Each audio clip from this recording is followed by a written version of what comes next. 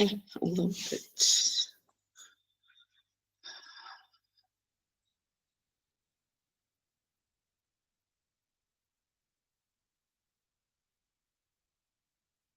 Abre teu microfone, não está aberto. Ainda bem que alguém me avisou. E não foi muito tempo que eu falei aqui. Tá bem, boa noite a todas. A gente está fazendo. Meu nome é Sandra, e nós estamos aqui fazendo um estudo sobre os ciclos emocionais, né? Então, ciclos emocionais viciantes, que são alguns vícios emocionais que a gente vem adquirindo aí ao longo da nossa jornada, chamada vida. E no primeiro vídeo, no primeiro estudo aqui que nós fizemos, né? Esse estudo ele está gravado. Lá a gente está falando, estou conversando um pouquinho, explicando como que como que essas conexões aí são geradas no nosso cérebro, né?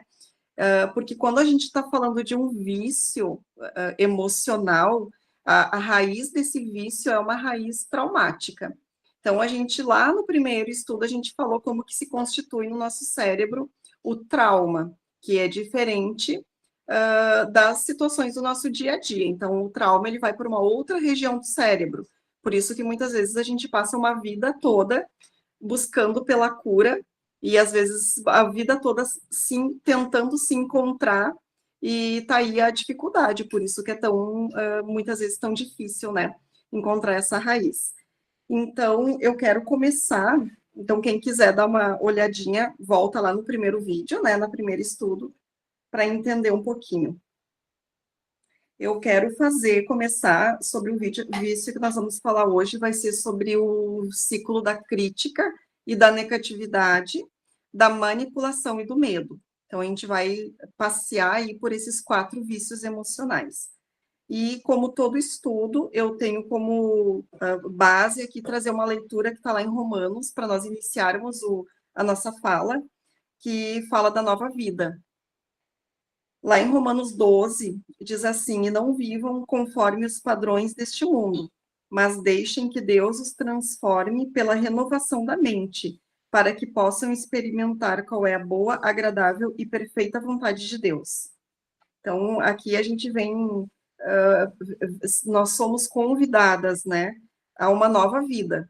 Essa nova vida não entram traumas, nessa nova vida não entram raízes, vícios emocionais, senão a gente não vai conseguir receber, viver, estar plenamente dentro da boa, agradável e perfeita vontade de Deus. Só por isso, simples assim, né? Parece ser simples, mas não é. Então a gente não pode, às vezes a nossa mente ela está conformada. Aqui quando Jesus vem dizendo não se conformem aos padrões desse mundo, aqui também a gente está falando de uma mente conformada ao trauma, uma mente conformada ao vício emocional. Então, não, a gente precisa ter esse discernimento também de tudo o que Jesus quer nos mostrar através da palavra, e olhar o todo, e não só uma parte. Então, isso não está falando só de padrões mundanos, mas está falando também de uma mente conformada pelos seus traumas, né? Então, hoje, olhando para isso, a gente vai começar a falar sobre o vício da crítica e da negatividade. Então, como assim que a crítica é um vício emocional? Sim, ser crítico, né? As pessoas que criticam é um vício emocional, sim. Então, isso acontece quando o sujeito, né, a pessoa que é viciada em crítica, ela tem repetidas histórias de rejeição na vida delas. Então, são pessoas que elas têm um ego muito ferido por conta dessas rejeições, né? E elas buscam a aceitação, fazem uma busca frenética por serem aceitas por todos que estão ali ao seu redor, né? Então, elas buscam a aceitação e elas buscam a aprovação, elas buscam serem amadas o tempo todo. Então, o que esse cérebro entende, né? Esse cérebro assim que tem esse ego muito ferido, né? Por conta ali da rejeição. Então, ela entende assim, ela olha uma sociedade, essa sociedade é perfeita, né? Ela tem, assim, bom, então, para eu ser aceito nessa sociedade correta, nessa sociedade que apresenta um comportamento correto, eu crio uma falsa fantasia de que criticando os outros, né, por tudo aquilo que eles fazem, então o meu cérebro dá informações lá para o meu estado de rejeição, lá para aquela região límbica, que eu falei lá no primeiro estudo, que é onde vai o trauma, dizendo, quanto mais tu criticar, melhor tu vai estar em relação ao outro, logo tu passa a ser amado pelo outro, logo tu passa a ser aquele corretamente certo, aquele o sempre certinho. Então, é mais ou menos esse o padrão que o cérebro ele se comporta. É assim que ele vai estar informando para os outros toda vez que ele critica demais os outros por conta das rejeições. Então, ele busca um comportamento correto para ser aceito na sociedade, ser amado através da crítica pelos outros. Então, isso é uma fantasia, por isso que a gente dá um nome disso para fantasia, porque é de uma forma muito inconsciente que acontece, né? Então, de uma forma, né, bem objetiva e sem perceber, de uma forma inconsciente, melhor que os outros, né, convence o ego ferido de que ele não foi rejeitado, porque ele tinha algum defeito ou porque ou que ele estava estragado, digamos assim. Então, ele vai convencer de forma muito inconsciente de que ele não foi rejeitado porque ele não era aceito, né, do jeito que ele era. Então, essas conexões neurais, elas vão se alimentar dessa fantasia que é criada através dessa ação de que o ego é amado porque age corretamente. Então, quanto mais eu critico o comportamento do outro, mais o meu cérebro entende que eu estou certo.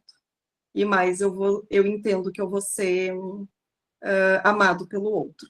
Essa às vezes a gente olhando, não, mas isso é uma coisa surreal de pensar, mas a gente faz isso.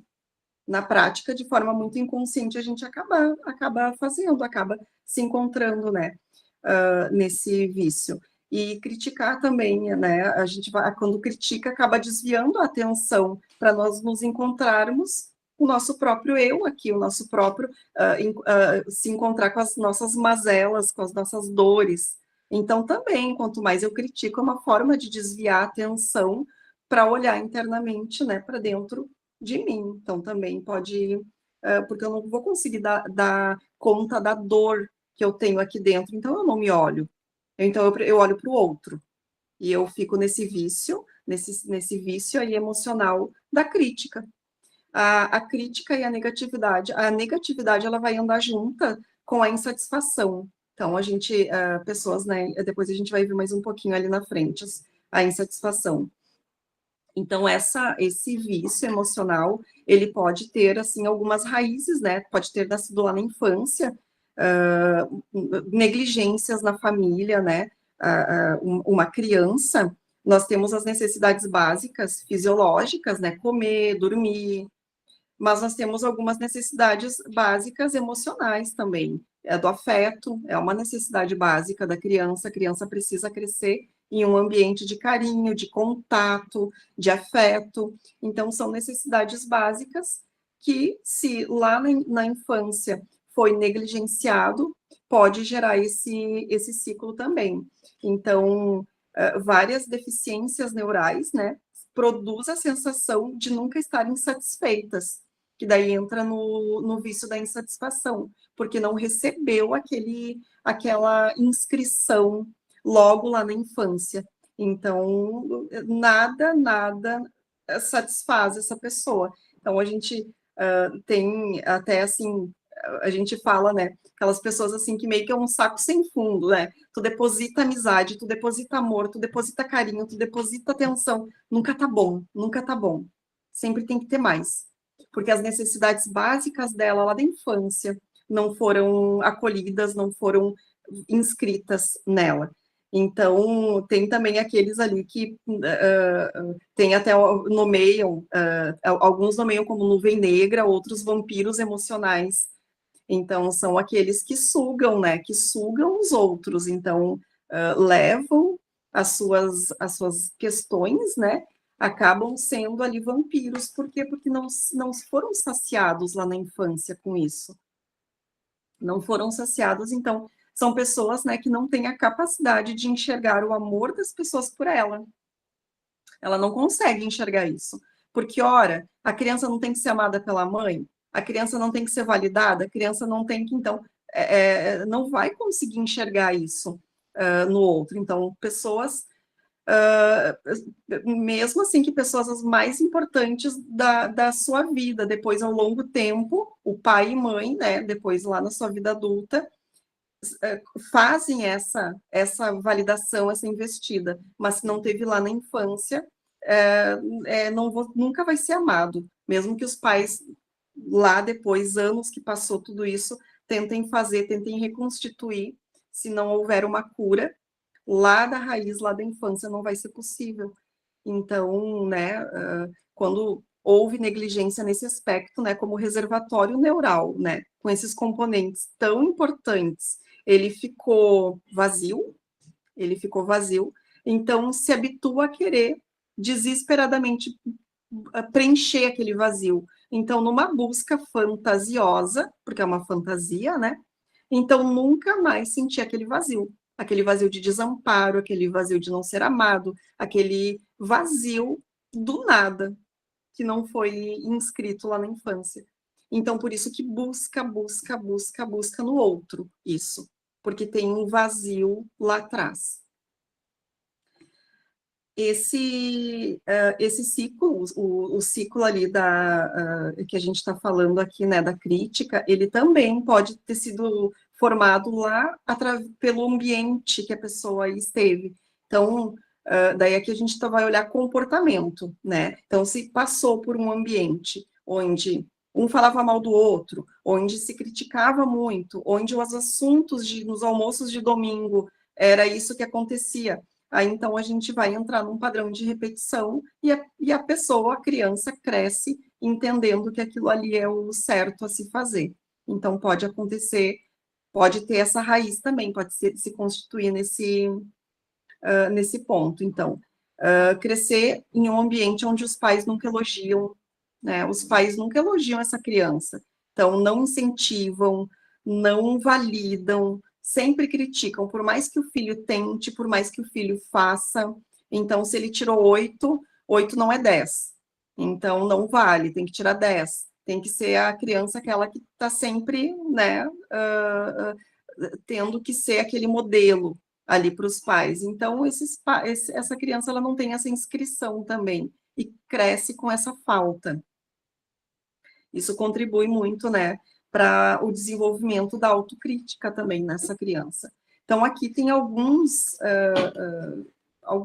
vícios mais comuns dentro da crítica, que um é a autocrítica, né? Então, são pessoas que se cobram demais, são pessoas que se criticam. Essa crítica, ela é endereçada ao próprio sujeito.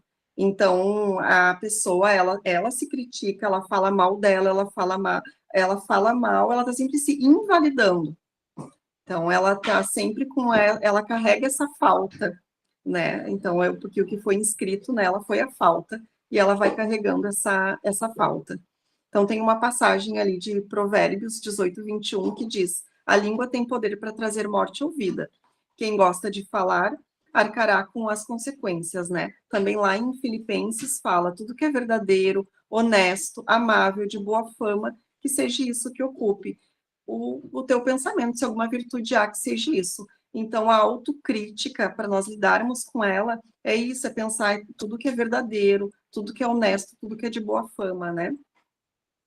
Então, a autocrítica, ela é assim, ela destrói talentos, ela né, não deixa a pessoa fluir dentro do seu chamado. A pessoa não flui porque ela está sempre em débito com ela mesma. É mais ou menos assim. Tem a crítica generalizada também, né, que esse ciclo, ele assim, critica tudo e todos, né? Não tem muito filtro aí. Então, pessoas que estão presas, né, a esse ciclo, elas reparam na roupa de todo mundo, no comportamento de todo mundo, elas sempre têm algum palpite, algum pitaco para dar, né? Então, não tem filtro. É por isso que é a crítica generalizada. Sai jogando, sai lançando os dardos, né, para todos os lados.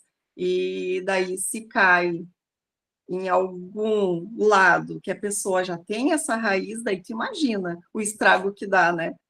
Então, por isso que às vezes a gente, sem querer, um vai ferindo o outro.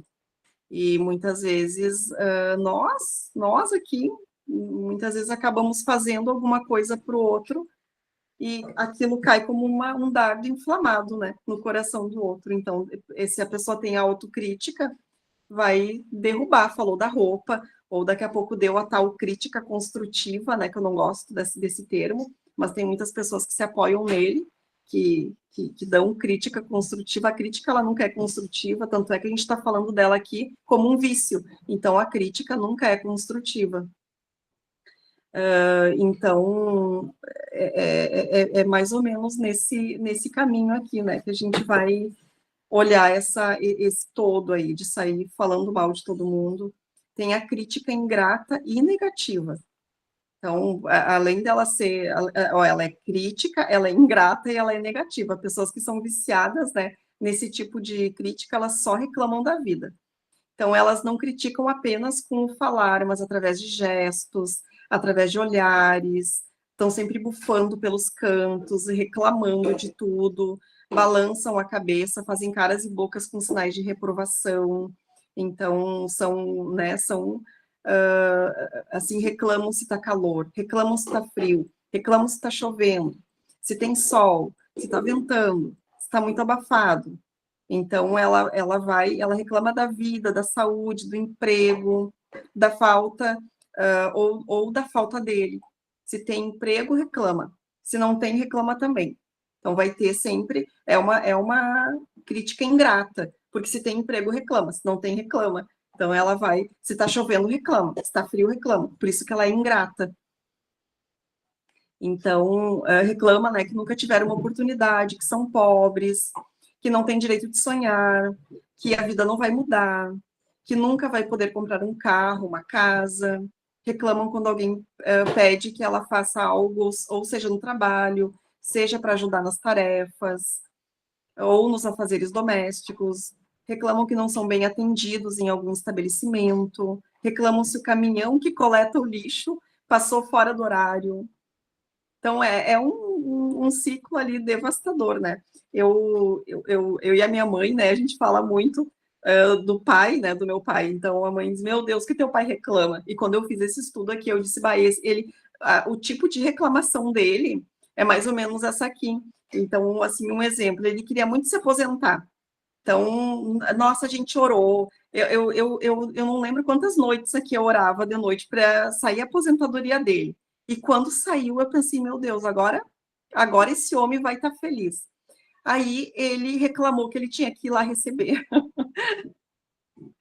E daí eu disse, mãe, eu não estou acreditando que agora ele está reclamando da aposentadoria. A mãe disse, pois então, eu também não estou acreditando. Então a gente dá risada, chega a ser cômico isso, porque primeiro queria, depois quando tem, reclama. Então é a ingratidão, né? A crítica vitimizada, né? Outro tipo de crítica que tem, né? Então é o caso de pessoas que estão sempre reclamando do quanto elas são sofredoras, né? Então são pessoas assim, tem algumas frases, digamos assim, eu não tenho ninguém que me ajude, fulano disse que iria me ajudar, mas não me deixou na mão, estou cansada, tenho que dar conta de tudo sozinha, meus pais moram longe, ou meus pais morreram, fui abusada, abandonada, rejeitada, traída, maltratada. Então você não tem ideia daquilo que eu passo. Meu marido e meus filhos não movem uma palha para me ajudar. Eu carrego o mundo nas costas. Então, se não fosse eu, não sei o que seria da minha família. Então, aqui é uma crítica vitimizada, né? Então, ao mesmo tempo que está criticando, também traz a vitimização, que a gente falou lá no outro estudo, né, sobre vitimização. Então, nunca posso fazer nada para mim, ninguém vê o que eu faço nessa casa, ninguém valoriza meu trabalho, ninguém me ama, ninguém se importa comigo. Ah, eu nasci para sofrer mesmo. Então, é mais ou menos algumas, tem várias que a gente pode olhar aqui, palavras, né, que são ditas. Tem a crítica fofoqueira, né? A gente vai olhar aqui para a crítica fofoqueira também. Então, mais ou menos assim, algumas frases, né? Então, ficou sabendo o que aconteceu com a fulana? Eu vou te contar. Mas é para você orar, tá? Não é para. Então, tem algumas que são mais disfarçadas. Ah, eu tô tão chateada, me ajuda em oração. A minha amiga, daí fala o nome da amiga lá, se separou porque o marido traiu, dadadã. Então, daí já sai abrindo, né, o histórico ali do fulano, né? Então, aqui é interessante, né, que tem... Aqui a gente vai olhar, então diz assim, não fale algo sobre alguém que não esteja presente numa conversa, que você não falaria se ela estivesse presente. Aí, então, esse aqui seria um dos melhores filtros, né, para a gente não cair nessa crítica fofoqueira aqui. Então, seria identificar, né, se esse ego aí está pecando ou não, né? Então, para aqui, para essas críticas aqui, a gente vai se olhar também. Eu me olhei para todas aqui e levei muitas chapuletadas aqui também. Quando o outro te critica, né? Quando o outro vai criticar. Então, esse aqui, né? Quando o outro critica, aí a gente vai olhar lá para as raízes de rejeição também, porque aqui está naquilo que eu suporto receber, né? Naquilo que eu suporto receber do outro, às vezes por conta das raízes de rejeição, todas aquelas que a gente já olhou, e lembrem que eu falei para vocês que elas andam juntas. Não, esse estudo não é para identificar qual eu tenho, mas daqui a pouco eu vou ter todas e vou caminhar um pouquinho com cada uma delas. Não é uma só. Elas vão se misturando. Então, muitas vezes a gente pode ter vários desses vícios emocionais aqui. Então, quando o outro, né, critica, como que essa pessoa tá para receber essa crítica? Então, tem pessoas que foram muito criticadas na infância, né? Foram muito criticadas, então elas precisam sentir também as mesmas sensações que elas sentiam lá na infância. Então, normalmente, inconscientemente, elas vão buscar se relacionar também com pessoas que irão reproduzir aquelas mesmas sensações lá da infância, né? Os mesmos comportamentos. Então, ser criticado dói, machuca, sangra a alma, principalmente quando a crítica está fundamentada em algo que não é verdade, né? Mas tem pessoas que vão também buscar estarem perto de pessoas que só criticam. Então, quando você perceber, né, que uma crítica foi dolorosa, a questão é se perguntar, por que doeu tanto? Por que doeu essa crítica? Então, porque aí eu vou separar o que é fantasia, o que eu estou criando daquela situação, o que é meu vício emocional, mas eu sempre vou olhar para a intensidade daquilo que está chegando até mim. Se foi muito, eu devo me questionar. Eu devo sentir, claro, quem aí que recebeu uma crítica que não vai sentir. Todas nós vamos sentir, ao menos que sejamos, né, muito blindados aí, né? Enfim, né? Não é nem esse o nome do termo para usar, mas nós vamos sentir de alguma forma ou de outra. Mas a questão é, por que eu estou sentindo tanto? Por que isso me derrubou? Por que eu não consegui lidar com essa crítica? Por que eu não consegui dar conta emocionalmente dessa crítica? E o que eu vou fazer com isso? Eu vou me destruir, ela vai ser é como se fosse um canhão, né? Então, a gente precisa olhar para isso. Eu vou, assim, bem rapidinho. Na semana passada, ainda, eu cheguei, foi quarta-feira passada, eu cheguei do trabalho, aí eu chego, assim, um pouquinho antes do estudo. Cheguei do trabalho e o meu esposo, ele estava me esperando, porque ele estava fazendo hambúrguer ali para comer, ele queria saber como é que eu queria o meu. Aí ele fez, e quando eu saí do banheiro, que eu fui tomar banho, eu cheguei ali na cozinha e eu vi ele fritando aquele bife com tudo saltando assim pela cozinha. Eu pensei, meu Deus, a minha cozinha limpa. E eu pensei que ele ia fazer o bife do hambúrguer na air fryer, que não ia dar sujeira. Mas não, ele botou um filete de azeite na frigideira e aquilo saltou para tudo quanto é lado. E quando eu vi aquilo, eu juro para vocês que eu não quis brigar. Eu fiz uma brincadeira com ele. Eu disse, meu Deus do céu, o que está acontecendo aqui? E daí o meu filho, mãe, o que, que foi? Eu disse, filho, a mãe quase teve um ataque cardíaco. Falei, ele brincando. Ele ficou brabo, meu esposo ficou brabo, e daí depois eu pensei, tá, eu gerei algo dele, e eu preciso me responsabilizar por isso, mesmo que eu tenha brincado, mesmo que a minha intenção não foi de magoar, mas eu gerei algo nele, então vou pegar minha parte aqui desse sistema, que é a conjugalidade, né? A gente chama ali de sistema. Vou me consertar com ele, fui lá, disse, Leandro, me perdoa por eu ter falado aquilo. E daí ele olhou para mim e disse, tu tem que cuidar mais o que tu fala. Gurias, eu saí, e daí daqui a pouco eu voltei e eu disse, mas tu é muito, como que eu falei para ele? Tu é muito orgulhoso, porque nem o meu pedido de perdão tu não aceitou. E saí, ficou, né? Ficou assim aquele. Depois, né, acabou se acertando. E eu tava com o meu ego, né? Você parecia, só faltava até a auréola aqui, né? Da Anja. E fui contar para minha mãe, para minha tia, o que tinha acontecido, dizendo: olha só, nem o meu pedido de desculpa ele não aceitou. E daí, quando eu falei aquilo ali, o Espírito Santo veio aqui, me assoprou. Tu é orgulhosa, tu não sabe ouvir crítica. Porque ele, de certa forma, ele me criticou, porque ele disse: cuida mais do que tu fala. E eu não aceitei aquilo. Na verdade, eu não tinha aceitado.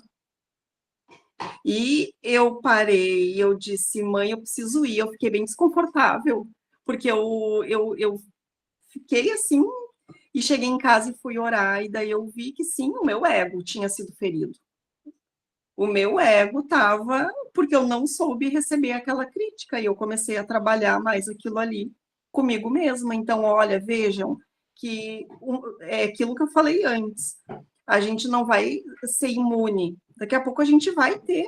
E a beleza disso tudo é escutar todas essas informações aqui e não fechar a mente, né? Porque em algum momento, em maior ou menor proporção, a gente se perde numa dessas aqui. Porque, ao menos que, né, estamos 100% curadas de tudo, 100%, e daí a gente também já está pronta para o arrebatamento, né? Senão a gente vai ter que ir lidando com isso, e Deus, Jesus, ele vai nos mostrando nas situações que vão se apresentando no dia a dia. Então, a gente precisa estar atenta, precisamos estar atentas a tudo aquilo que é apresentado para nós no nosso dia a dia, e não pegar aquilo e sair brigando com todo mundo, ou sair com dodóizinho para lá e para cá, ou sair, não, pegar situações, analisar, botar dentro de um contexto, fazer o filtro e esperar, porque se uma amiga não falar, o Espírito Santo vai falar. Então, em algum momento vai vir. E ali, né, graças a Deus, a puxada de orelha foi do Espírito Santo, que acho que se fosse de uma amiga ia ter mais um. Coisa triste isso, olha, eu vou te dizer.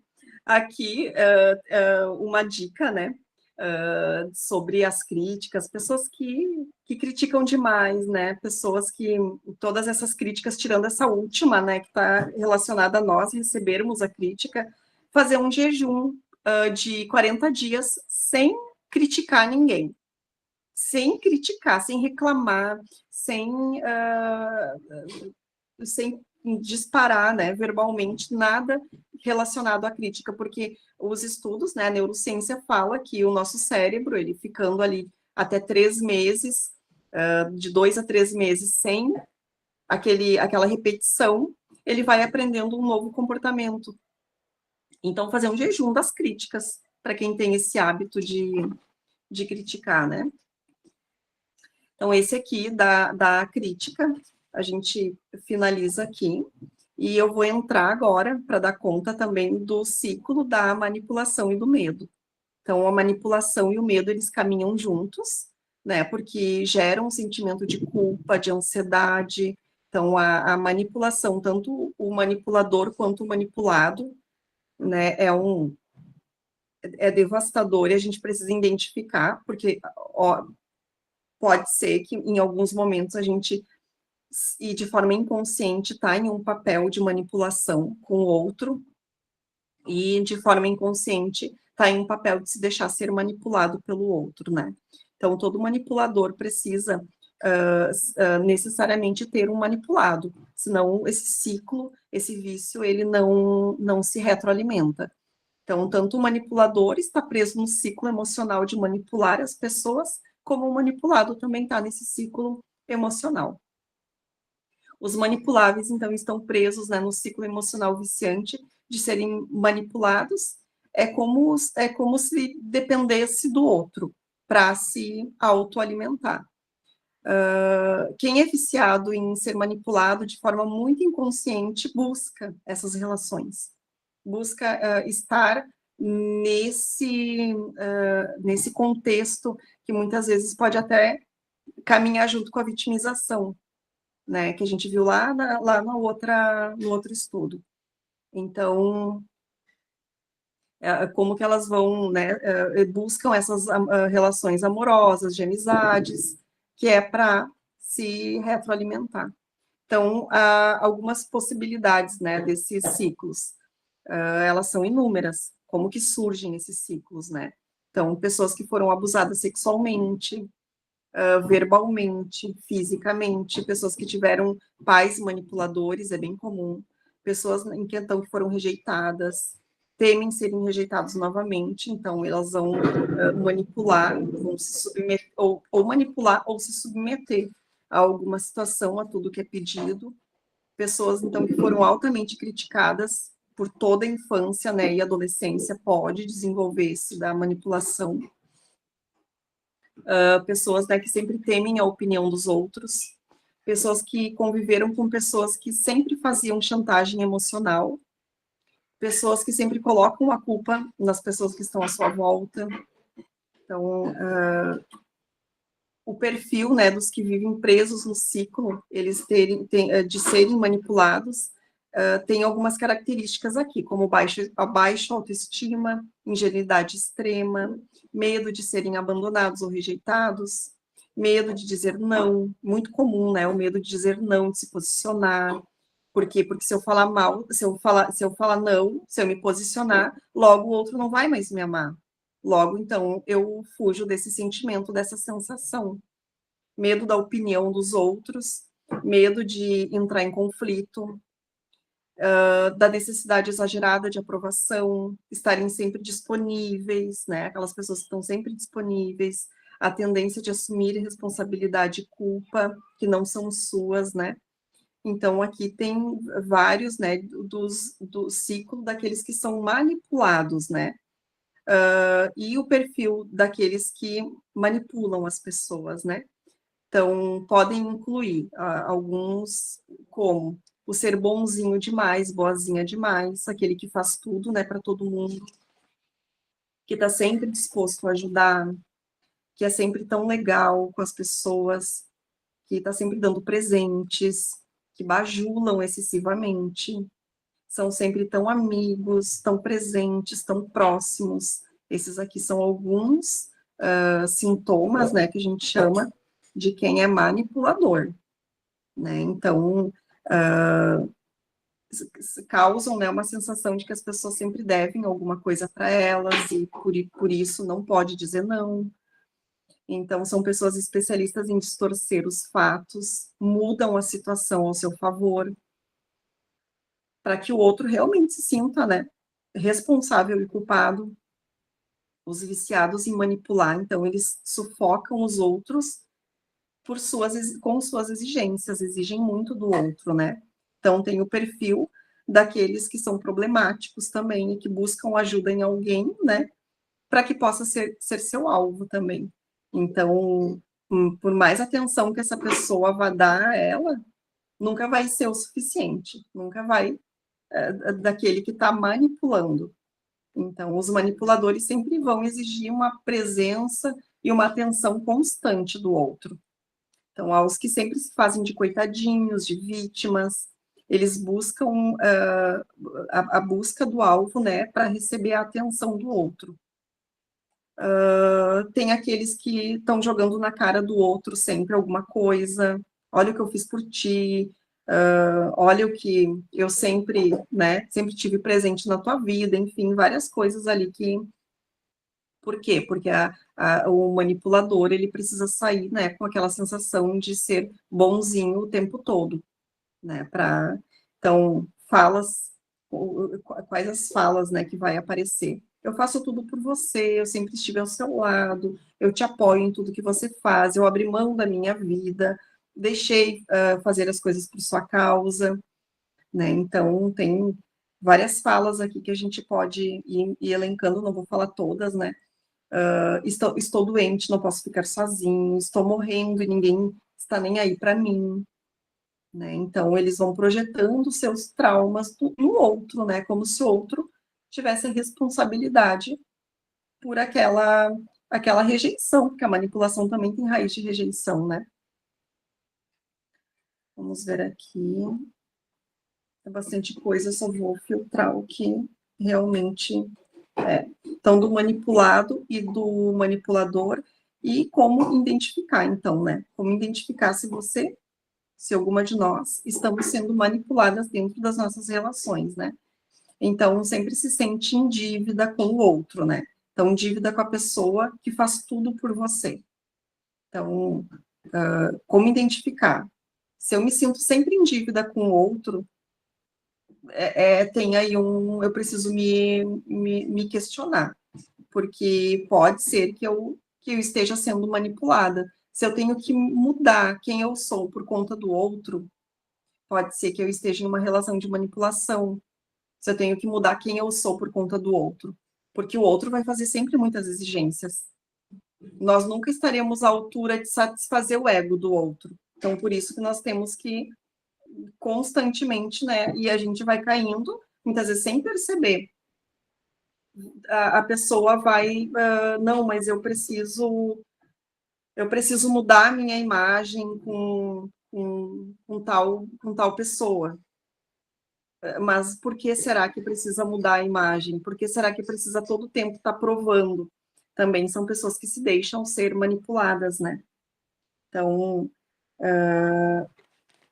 e aqui também é importante identificar se você é um manipulador, né? Porque podemos estar nesse papel de sermos manipuladas, mas também podemos estar no papel de sermos manipuladores. E aqui, quando a gente está falando quando a gente fala manipulador, a gente vai olhar muitas vezes para o narcisista, para o psicopata, não, talvez uma de nós aqui está tendo esse vício emocional da manipulação de forma muito inconsciente, porque aqui a gente não está falando de uma psicopatia, a gente está falando de um vício emocional. Então, sim, a gente pode cair nesse vício aqui. Então, você sempre se ofende quando as pessoas não fazem a sua vontade. Se ofende, né, com os outros. Usam palavras para ofender, distorcem os fatos, né? Então, distorcem porque distorcem para trazer ao seu favor aquela situação, né? Faz o outro se sentir culpado, é um passivo agressivo, de certa forma acaba sendo um passivo agressivo, de alguma forma vai dar uma cutucada aí no outro. Então, aqui não tem muita empatia, né? Essa pessoa aqui, quem é manipulador, não tem muita empatia. Então, você se irrita, né? Quando as coisas, ou alguma situação, algum passeio, fica muito irritado quando não dá certo. Fica muito irritado quando as coisas não dão certo. Então, cheguei em casa e eu deixei tudo limpo quando eu saí. Aí eu voltei em casa, tinha meia dúzia de copo na pia, tinha não sei o quê, Aí eu faço uma cena, eu manipulo aquela situação para que tudo fique. Olha, como isso a gente não vai dizer que às vezes a gente não faz isso de forma muito inconsciente. E isso é mudar as coisas para que elas se adaptem ao teu jeito, à tua maneira. Isso é manipular. Isso é manipular. Então, você sempre acha, né, que a culpa da infelicidade que você está sentindo, né, ou das coisas não darem certo, estão relacionadas às pessoas à volta. Aqui tem uma ausência da responsabilidade, de trazer para si a responsabilidade, e acaba jogando sempre para o outro ou para alguma situação, né? Então, ou é o outro ou é uma situação que vai ser o culpado. Então, essas aqui vive agradando ou servindo as pessoas, esperando receber alguma coisa em troca. Não suporta receber um não das pessoas. Busca aliados diante, né, de alguma discussão para se colocar em posição de vítima. Então, às vezes até em casa, né? Às vezes o marido e a mulher brigam, daí às vezes um dos dois vai lá para os filhos, né? Ai, olha o que o pai fez, ou olha o que aconteceu. Isso é manipular a situação, tá manipulando a cabecinha para que a atenção volte para a pessoa. Então, ao mesmo tempo, né, que a pessoa se permite ser manipulada, também acaba, muitas vezes, manipulando as situações. Então, isso aqui é uma coisa bem séria, e que, de forma muito inconsciente, acaba acontecendo no nosso dia. Então, como se livrar, né, de manipuladores? Como que a gente vai fazer isso, né? Coloquei aqui 2 palavrinhas, né, que é identidade e posicionamento. Não tem como se livrar de manipulador sem, primeiro, ir desamarrando os nozinhos dos vícios emocionais que nós temos. E aqui a gente vai olhar para a nossa identidade, porque não adianta eu falar de identidade se eu tenho algum vício emocional, ela não vai estar sendo na íntegra, nós não vamos poder viver a boa, perfeita e agradável vontade de Deus, porque a nossa identidade é para viver a boa e perfeita e agradável vontade de Deus. Então, por isso que eu coloquei aqui, que a identidade e o posicionamento. Então, eu sei quem eu sou, e daí eu já começo a me posicionar de maneira mais funcional.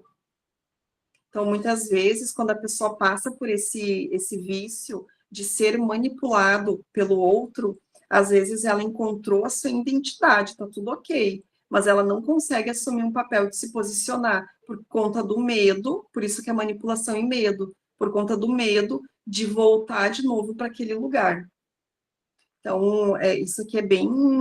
andam juntos, identidade e posicionamento, né? Então, se alguém vai te pedir para fazer alguma coisa que vai contra os princípios, né?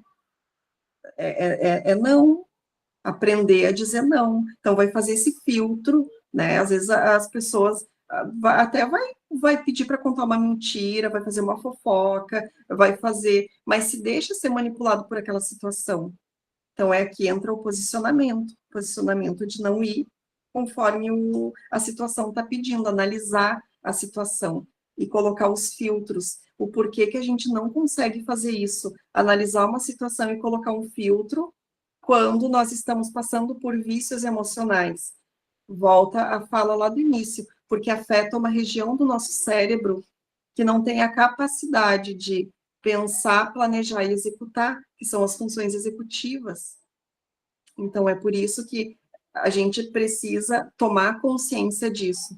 Tomar consciência e, aos pouquinhos, se libertando. E isso aqui é passo de formiguinha. Não é de uma hora para outra que as coisas vão acontecer. Agora eu tenho consciência que venham todas as situações. Não. Pedir misericórdia para o Senhor. Tomei consciência que elas venham aos poucos e para que eu seja lapidada em cada situação. Assim como eu dei o exemplo ali da crítica que eu recebi, né, ali pelo meu esposo. Então, são cada situações, Deus vai nos forjando para que a gente... Então, eu gosto, assim, sempre de pensar que olhar para aquilo que está acontecendo. Se levantou alguma coisa na minha vida, eu quero olhar para isso, não quero fugir disso. Se levantou uma situação, eu vou olhar para aquela situação e vou me perguntar, por quê? Por que que meu marido me falou tal coisa? Por que que tal fulano ficou bravo comigo? E eu vou olhar para essa situação e eu vou... Daí entra aquela passagem que fala lá em Mateus, sejam prudentes, né? Espertos como uma serpente, mas mansos como uma pomba. Porque eu vou pegar aquela situação, eu vou ter a mente forte, porque ser prudente é ter mente forte. Eu vou olhar aquilo ali com prudência, com relação à situação, mas eu vou ter um coração sensível ao outro, que é ser manso como uma pomba. Então, aqui eu já consigo filtrar. Esses são os filtros que a gente vai usando nas situações que vão se apresentando no nosso dia. Eu vou olhar com a razão e eu vou analisar aquilo ali. Eu vou pegar o que é meu, o que é do outro, e eu vou agir. Eu não vou pegar tudo para mim ou eu não vou jogar tudo para o outro. Eu vou ter o discernimento de fazer a leitura daquela situação. Então, a gente não vai pedir só sabedoria, né? A gente vai pedir sabedoria, a gente vai pedir discernimento para o Senhor.